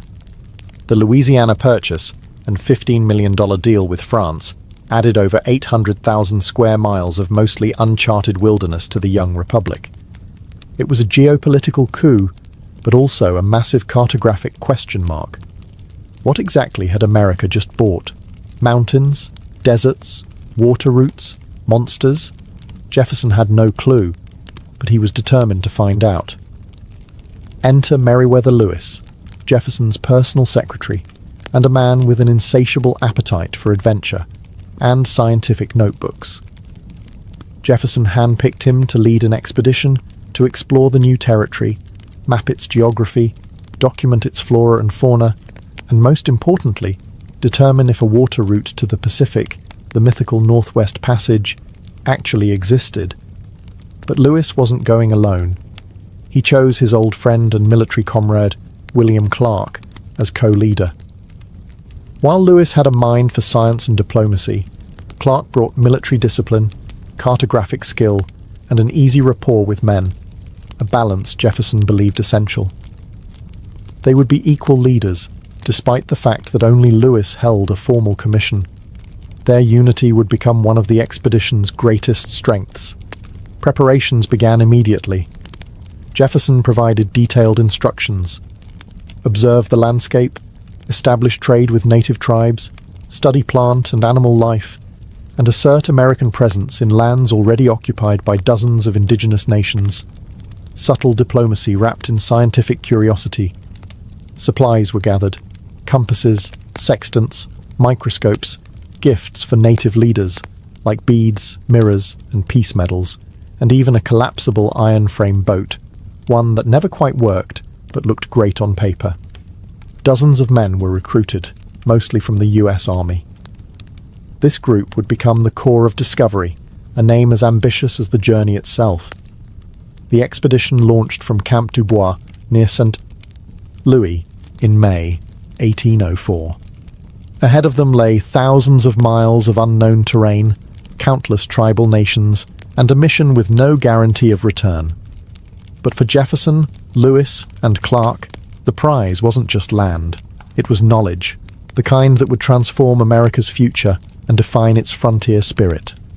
And so, with maps unwritten and journals blank, the Corps of Discovery set off into the wilderness, chasing a vision only barely glimpsed through Jefferson's dreams. On May 14, 1804, the Corps of Discovery pushed off from the banks of the Missouri River, beginning what would become a 2-year odyssey into lands few Americans had ever seen.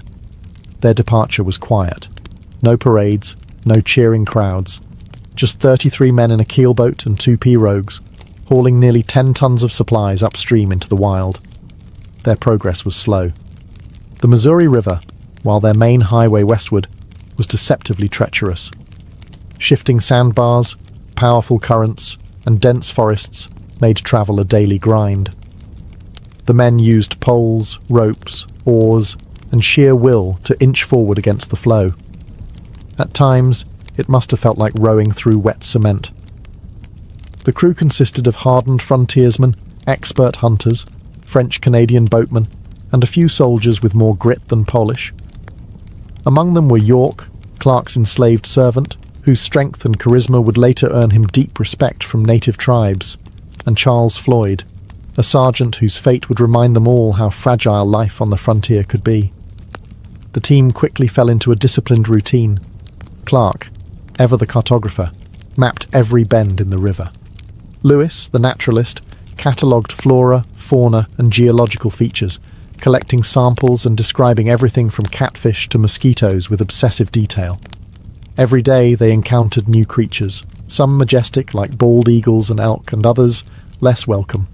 Gnats, ticks, and biting flies became daily tortures. By late summer, they reached what is now Iowa and South Dakota, where the landscape transformed into sweeping prairies and endless sky.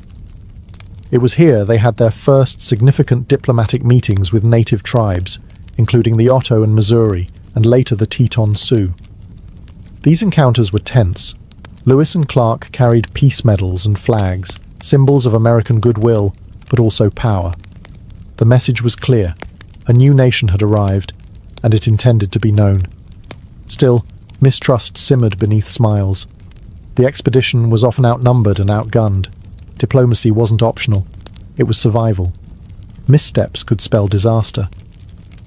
Yet, through brute strength, cooperation, and careful tact, the Corps continued upriver. They hadn't even reached winter yet, but the tone was set. This journey would demand endurance, humility, and nerve.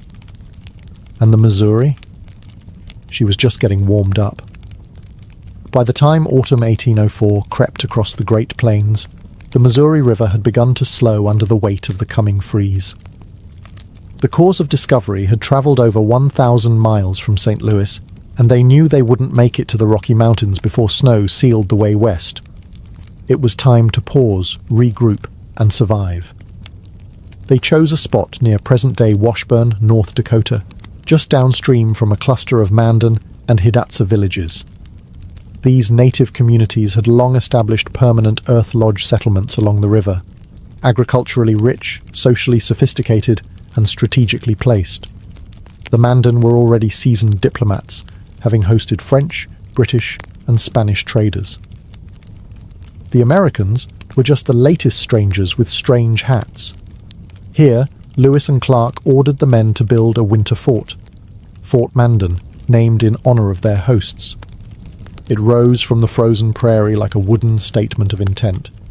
They were here to stay, at least until spring. Constructed of cottonwood logs, the fort featured high walls, blockhouses, and cramped rooms for over 30 men. It was more drafty than comfortable, but it kept the howling winds at bay.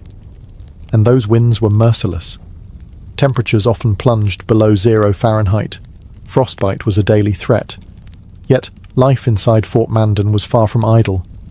Lewis and Clark were obsessively recording data, everything from temperature readings to tribal languages, to the exact number of corn kernels in a local cob. Crucially, it was at Fort Mandan that they met Toussaint Charbonneau, a French-Canadian trapper, and his young Shoshone wife, Sacagawea.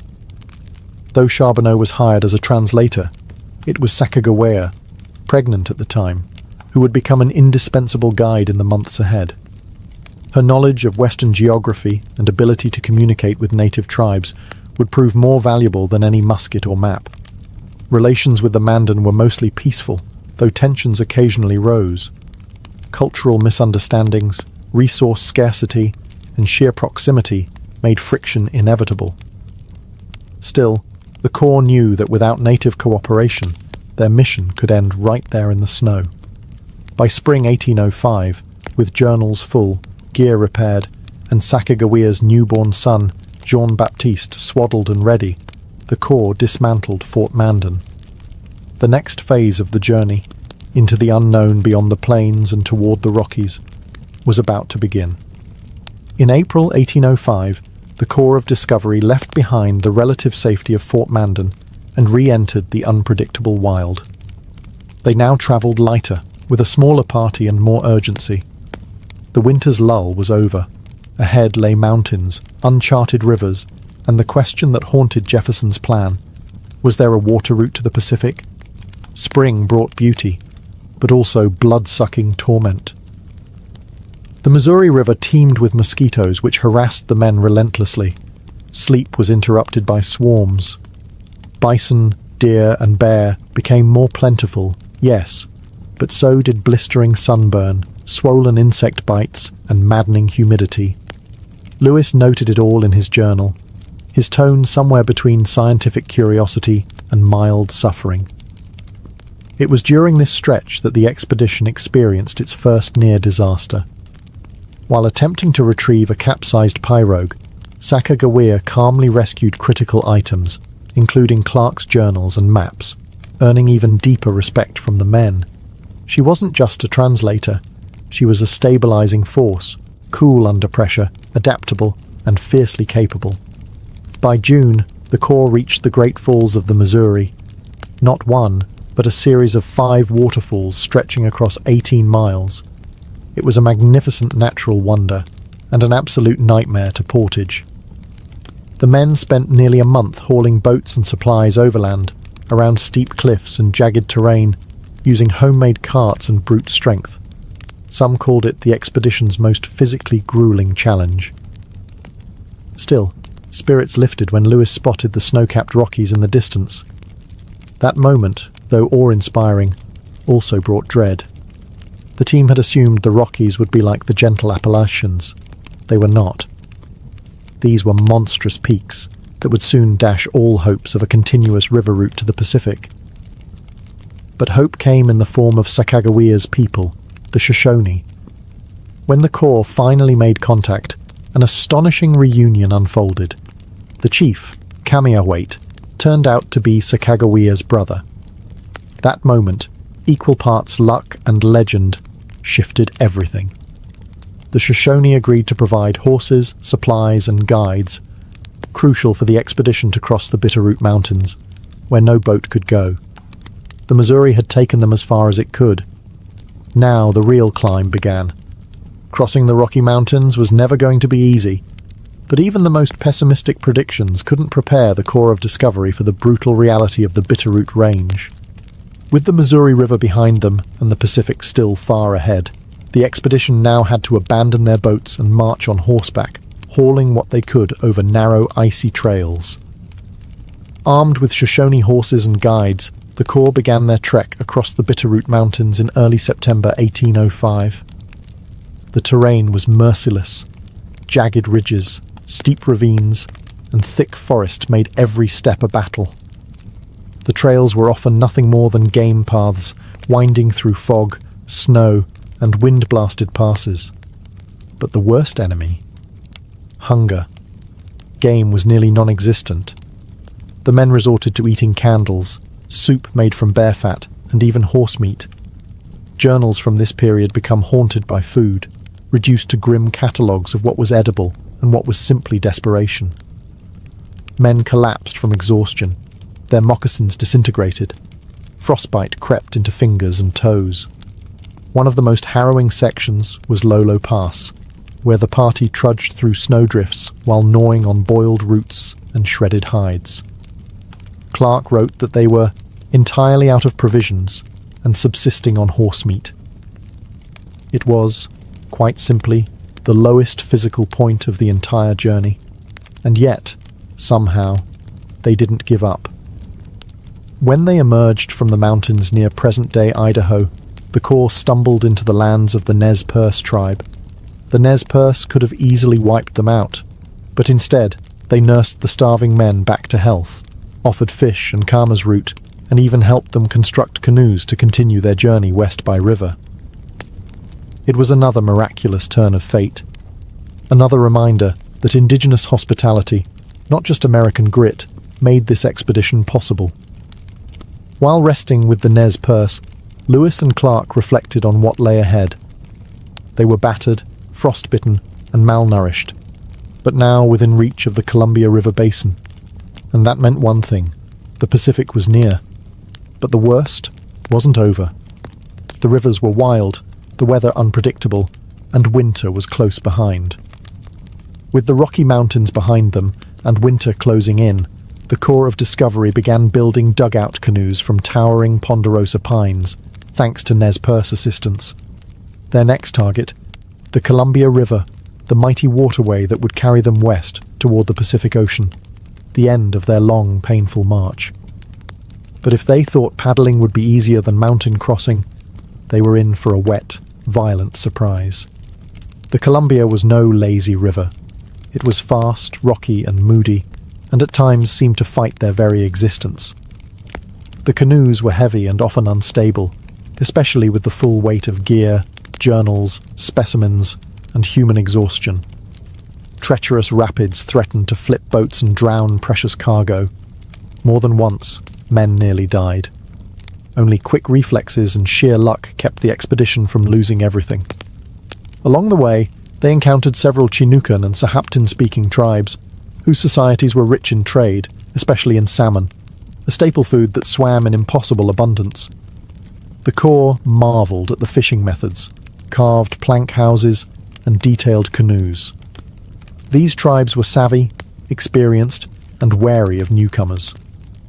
Diplomacy remained delicate. Some tribes welcomed the strangers, others viewed them as unwanted intruders, inching closer to their world. The farther west they travelled, the more the environment transformed. Rain fell with merciless regularity. The lush forests of what is now Washington and Oregon were beautiful, but cold, damp, and utterly relentless. Clothing moulded. Gunpowder became unreliable. The journals of Lewis and Clark during this period read like diaries from a soggy purgatory. Finally, in mid-November 1805, after 18 months of hardship, the Corps reached the mouth of the Columbia River. And there, through the grey, stormy mist, they caught their first glimpse of the Pacific Ocean. The moment should have been triumphant, but it was anything but romantic. Their camp, hastily constructed near present-day Astoria, Oregon, was a muddy mess of wind and despair. They named the site Fort Clatsop, and they would spend a long, wet winter there.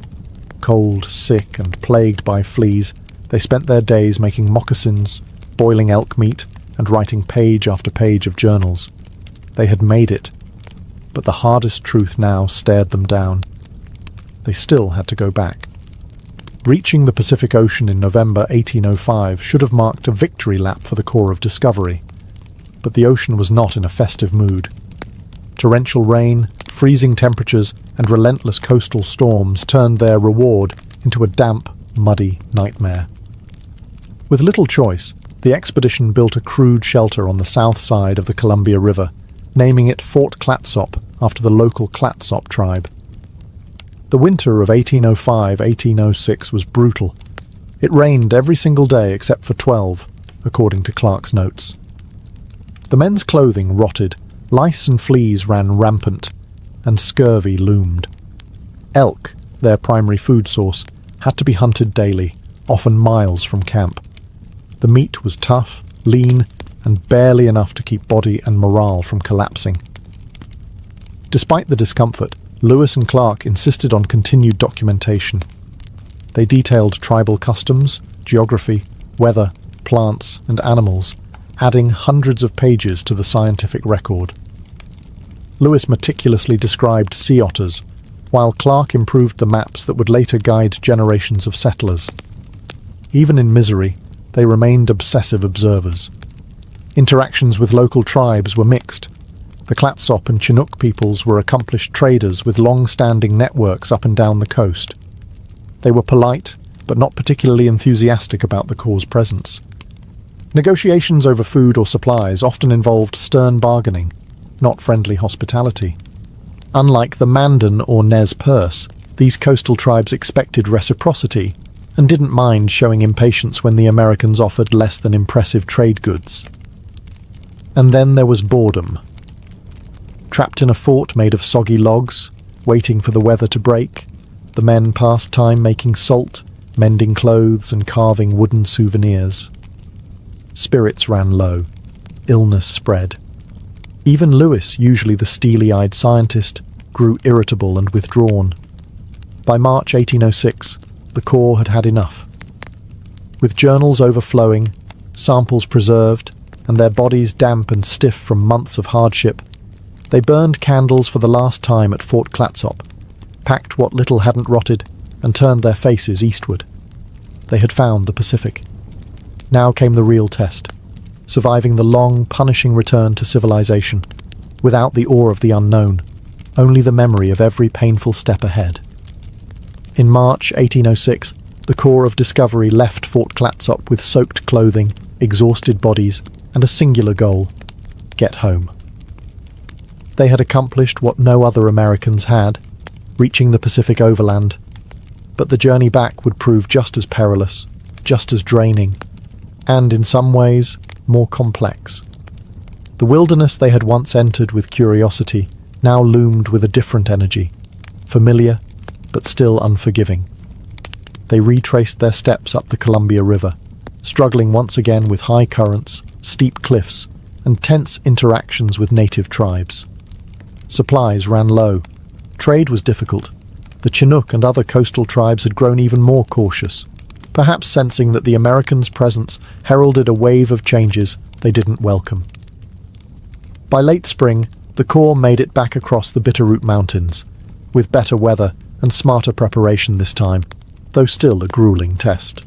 When they reached the Nez Perce villages, they were welcomed like old friends. The tribe had safely kept their horses, as promised, and helped the Corps prepare for the next leg of the journey. Then, Lewis and Clark made a bold decision. They would split the expedition into smaller groups to explore more territory. Lewis headed north toward the Marias River, hoping to map its connection to the Missouri and extend U.S. territorial claims. Clark followed the Yellowstone River, charting its course and searching for easier routes through the plains. It was a risky move. Communication between groups was impossible, and Lewis's path turned nearly fatal. In late July, Lewis's group encountered Blackfeet warriors, who initially appeared friendly, but grew suspicious when they saw the Americans' firearms and trade goods. One tense night turned deadly. A skirmish broke out, and 2 Blackfeet men were killed, the only violent deaths caused by the expedition. Lewis's party fled under cover of darkness, shaken and wounded. Clark's group had a slightly less dramatic return, though not without its share of injuries and bison stampedes. They built canoes, reunited with Sacagawea and her family, and navigated the Yellowstone with relative success. By August 1806, the 2 groups reunited near the Missouri River. The expedition was whole again, but the mood was somber. The thrill of discovery had passed. Now came the final, grinding paddle home, tired, scarred, but alive. By late August 1806, the Missouri River once again pulled the Corps of Discovery downstream, this time carrying them toward home, not mystery. Their bodies were thinner, their uniforms in tatters, and their journals swollen with mud-stained pages, but they had survived. On September 23, 1806, the expedition finally returned to St. Louis, greeted not with fanfare, but with stunned awe. Many had presumed them dead. In just over 2 years, Lewis and Clark had travelled over 8,000 miles, crossed mountains, navigated roaring rivers, made contact with more than 50 native tribes, and recorded hundreds of new plant and animal species. They had mapped vast portions of the continent with astonishing accuracy and established a firm American presence in lands long claimed by indigenous nations, Britain and Spain. The expedition was hailed as a triumph. Newspapers celebrated their survival and discoveries. President Jefferson, who had watched anxiously for news, was elated. Yet, despite their heroic status, Lewis and Clark's fates diverged sharply after their return. Meriwether Lewis was appointed governor of the Louisiana Territory, but struggled with depression, alcoholism, and debt. Just 3 years after the expedition, in 1809, he died under mysterious circumstances, either by suicide or murder, at a remote inn along the Natchez Trace. His loss cast a shadow over the mission he had once led with such precision and purpose. William Clark, on the other hand, thrived. He became governor of the Missouri Territory, superintendent of Indian Affairs, and remained an influential voice in Western expansion for decades. He named his firstborn son Meriwether Lewis Clark, a tribute to his fallen friend and partner. And what of Sacagawea and York? Sacagawea returned west with her husband and child. Her exact fate is debated, but her symbolic role in American memory only grew. York, Clark's enslaved servant, had become a legend among the native tribes, but despite his contributions, Clark refused to free him for many years, a painful irony that history would not forget. The expedition's legacy is both heroic and complicated. It opened the West to further exploration, trade, and settlement, but also laid the groundwork for the displacement of native peoples whose lands had been mapped without consent. The story of Lewis and Clark is not just one of survival or discovery. It is a story of ambition, resilience, cultural collision, and the high cost of manifest destiny. It reminds us that to explore is human, but to understand what's been changed in the process, that's the real journey.